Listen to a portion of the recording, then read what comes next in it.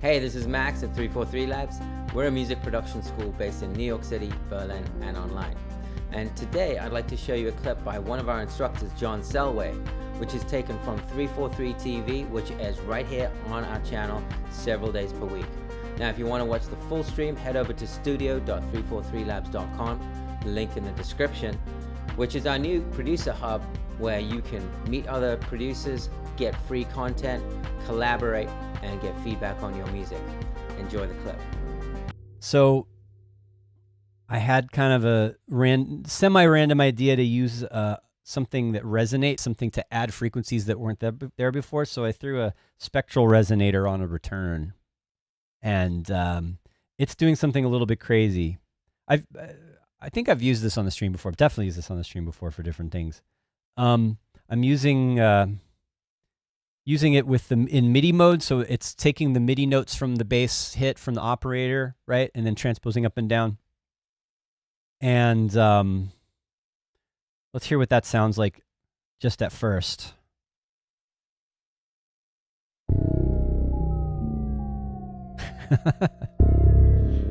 Now, that's not where I started. That happened kind of by accident. That's not what I actually intended, but I do like it. It's even as if it wasn't dark enough and weird enough already.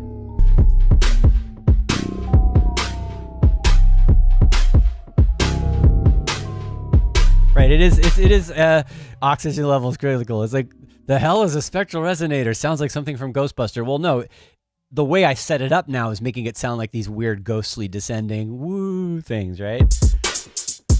But that's because it's right now there's some modulation going on to all of those resonant frequencies that are being created. Actually, if I turn, let's see what this sounds like if I just turn the.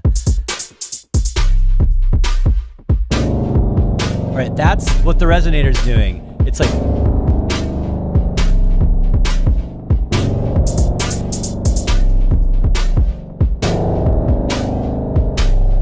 Right, it's a whole big bank of resonant filters, and it's every time the sound goes in, it's ringing all those filters, and then all of those individual I mean, it's more than just filters. I mean, they're called harmonics. You can have up to 256 individual sine waves, basically, and then you can transpose those and modulate them around in different ways. So right now it's in granular, so it's doing like granular processing to all these individual harmonics, and it's doing pitch modulation, so it's doing this, and because I've got a long decay, we're hearing each of those grains kind of decay away slowly with this pitch modulation.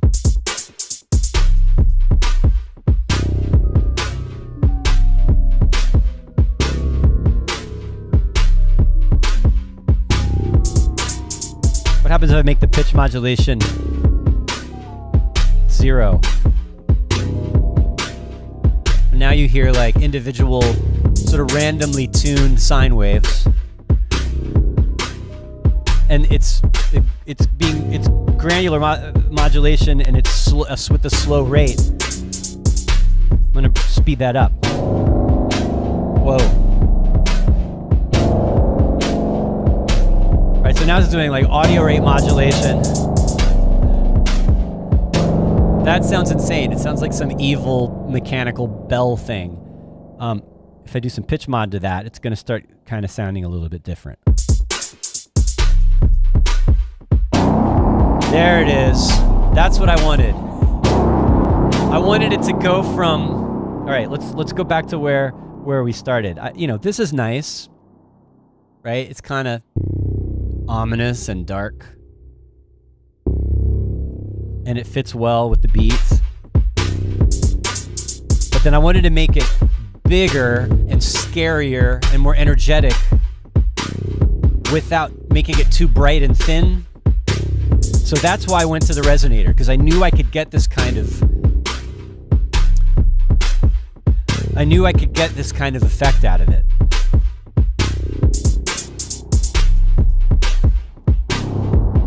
So it's a little bit like a reverb now, but it's being tuned up and down. It's in tune with the note. And the MIDI input is changing the tuning to follow the melody.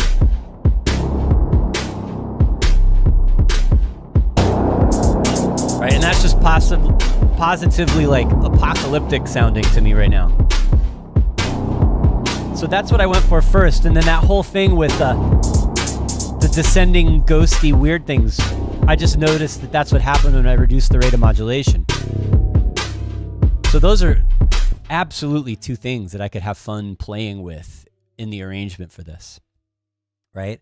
Is going from it just being this weird little trippy ghosts in the background effect to, the world is ending.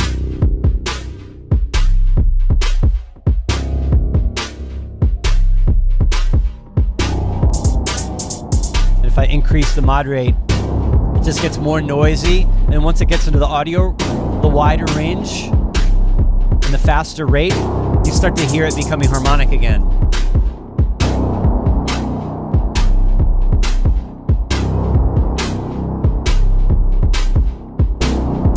Oh, I love it.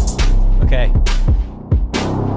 I also noticed something interesting. It's got a unison mode, right? It's actually duplicating and detuning and panning to make it sound wider.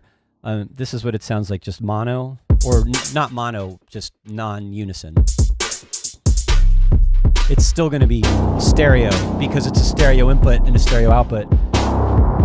But it sounds a little cleaner and sharper this way. There it is with 2. There it is with 4. But one thing I noticed is if I change the number of unison voices while it's sustaining, it does this bright thing. It sounds awesome. And it does the opposite. When you go down, it gets darker or noisy. So I might modulate this. I could do a whole track just with this. That's nuts. Let's go to 8. And back up to 4.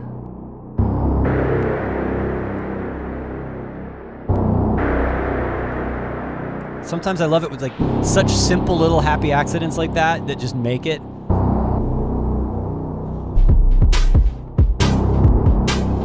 How would I automate this?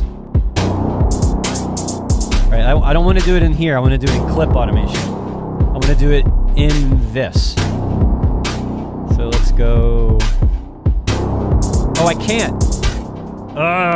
That's right. It has to be, because it's a return, it has to be in arrangement view automation. So if I wanted to do this in clip automation, I actually have to make it on the track as an insert effect instead, which isn't, that's fine.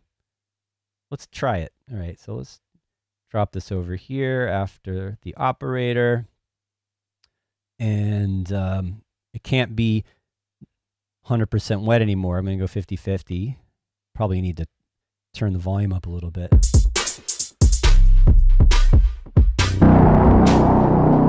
Huh. Why didn't that work? Why is it off? Oh, man. See, this sometimes is a drawback of certain effects where it'll cause a delay. Let me hear this again.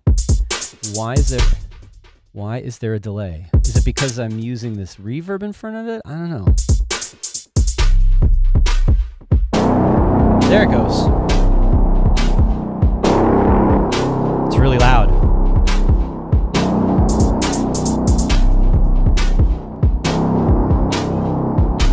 Not sure why it had made that delay. That was weird. Maybe it's just some sort of little thing in how it's processing. But all right, let's go back to this idea of automating the unison, which, how often do you think of automating unison? I don't know.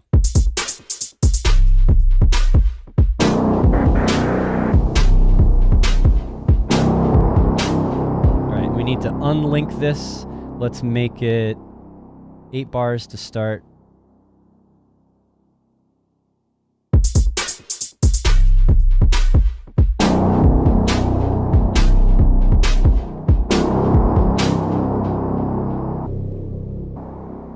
Let's actually start at 4 and go to 2. There it is.